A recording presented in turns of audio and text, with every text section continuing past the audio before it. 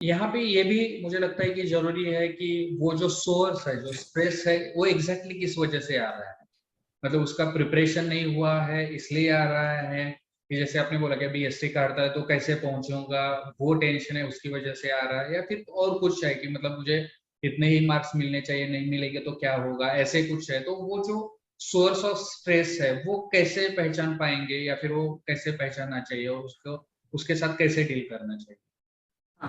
हाँ, अच्छी बात बोली आपने। देखो, कभी कभी एग्जाम में हमारा परफॉर्मेंस कैसे हो सकता है, वो स्ट्रेस हो सकता है बच्चे को। जैसे गणित का एक पेपर है, गणित को उसको जम नहीं रहा है तो वो स्ट्रेस हो सकता है। या तो फिर ये स्ट्रेस हो सकता है कोई इमोशनल प्रॉब्लम चल रहा है, कोई अपना फ्रेंडशिप है, ब्रेकअप हुआ है या वॉट एवर है।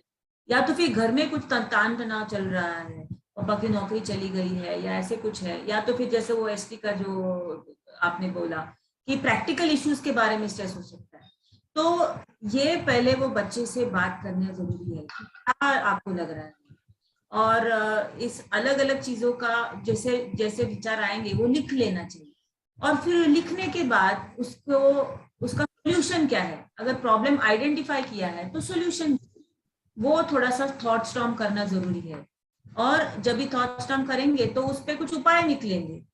जैसे घर में कोई तनाव है तो मम्मी पापा को जरूरी है कि वो बच्चे को उससे थोड़ा सा अलग करे, उसको ठीक तरह से माहौल माहौल दिलाए ताकि वो पढ़ाई कर सके। और उस एग्जाम होने तक तो उस तनाव से उसको दूर रखा जाए। अगर कोई ब्रेकअप या इमोशनल इशू है तो फिर भी उसके बारे में बात करना जरूरी है। बोलेंगे कि पहले मैं ये एग्जाम का प्रॉब्लम सॉल्व करूंगा, तब तक ये मैं in a limbo, I can keep this in a limbo and then look into it। क्योंकि अगर दो तीन प्रॉब्लम सॉल्व करने जाओगे तो कोई भी प्रॉब्लम ठीक तरह से सुलझेगा नहीं। तो ये पहले आइडेंटिफाई करना है और उसका सॉल्यूशंस क्या है वो लिखना है।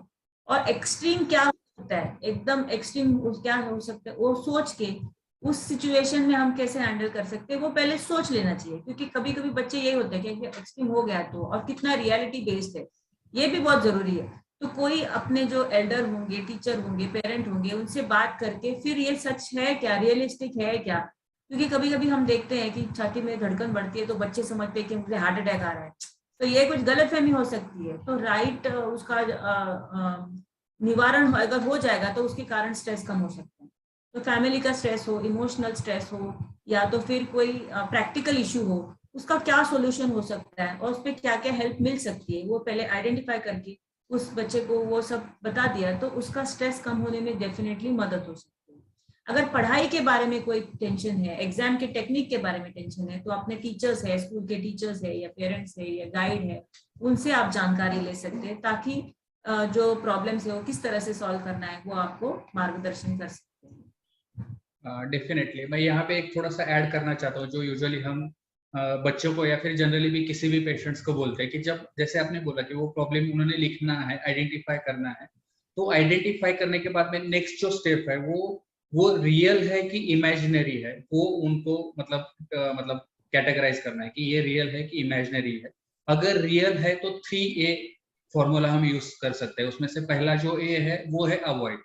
अगर वो चीज ऐसे है कि हम उसको अवॉइड कर सकते हैं, तो हम डेफिनेटली मतलब वो अवॉइड करने का कोशिश करेंगे या फिर उसको बाईपास करने की कोशिश करेंगे अगर हो सकता है तो। अगर ऐसे नहीं कि हम एग्जाम को ही अवॉइड करें, लेकिन कुछ हो सकता है कि हमें अगर ऑनलाइन एग्जाम देने के चांसेस है, अवेलेबिलिटी है, तो why to fear about the मतलब बस से जाना है या फिर उसका कुछ टेंशन नहीं रहेगा, उसकी जगह पे हम वो अवॉइड कर सकते हैं और हम ऑनलाइन एग्जाम दे सकते हैं। अगर हम अवॉइड नहीं कर सकते हैं, हो सकता है कि उसको हम अल्टर करें, कुछ तो उसमें चेंजेस करें। इसमें अभी जैसे ये एग्जाम के लिए क्या है कि समझो बस अगर नहीं जा पाती है, तो बस मतलब बस नहीं मिल रही, तो उसके लिए हम कोई और इंतजाम कर सकते हैं। कोई हमारा फ्रेंड है जिसको जो कार में जा रहा है, या फिर कोई बाइक पे जा रहा है, या फिर हमारे घर वाला कोई पेरेंट है, तो उसको थोड़ा सा वो प्रॉब्लम को हम अल्टर या सिचुएशन को अल्टर करने की कोशिश कर सकते हैं। और तीसरा ये है adapt adapt to the situation या फिर अडाप्ट टू दैट प्रॉब्लम।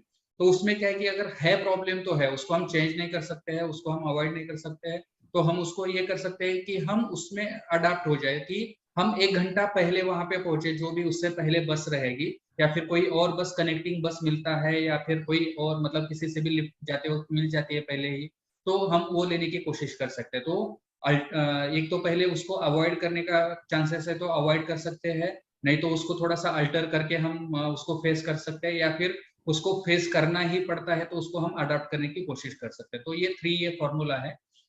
और अगर समझो ये वो इमेजिनरी है, वो अगर प्रॉब्लम इमेजिनरी है तो उसमें हम जो प्रोबेबिलिटी कितना है और सर्टेनिटी कितना है वो थोड़ा सा ढूंढने का कोशिश कर सकते हैं कि होने के चांसेस कितना है और ना होने के चांसेस कितना है। अगर वो सर्टन है तो हम उसके हिसाब से प्रिकॉशंस ले सकते हैं, उसके हिसाब से हम प्रिकॉशंस लेने का कोशिश कर सकते हैं। और ये हो सकता है कि अगर एग्जाम के टाइम पे मेरा रिफिल खत्म हो जाएगा तो क्या होगा, तो ये थोड़ा सा हो सकता है, इसके चांसेस है। मतलब तो उसके टाइम पे मुझे 1-2 रिफिल्स एक्स्ट्रा लेके जाना है, 1-2 पेन एक्स्ट्रा लेके जाना है, तो ये हम थोड़ा सा होने के चांसेस है, सर्टेनिटी है तो हम थोड़ा सा उसको चेंज कर सकते हैं। बहुत बार उसका ये होता है कि अगर मुझे एग्जाम में याद नहीं आया तो क्या, तो इसमें जो है इसका प्रोबेबिलिटी अगर हम देखेंगे 5% है। अगर आपने अच्छे से प्रिपेयर किया हुआ है तो 95% चांसेस है कि आपको याद आ जाएगा, 5% चांसेस है कि नहीं आएगा। तो ये आप खुद को बता सकते हैं कि सिर्फ 5% चांसेस है कि मुझे याद नहीं आएगा, 95% मैंने अच्छे से प्रिपेयर किया है।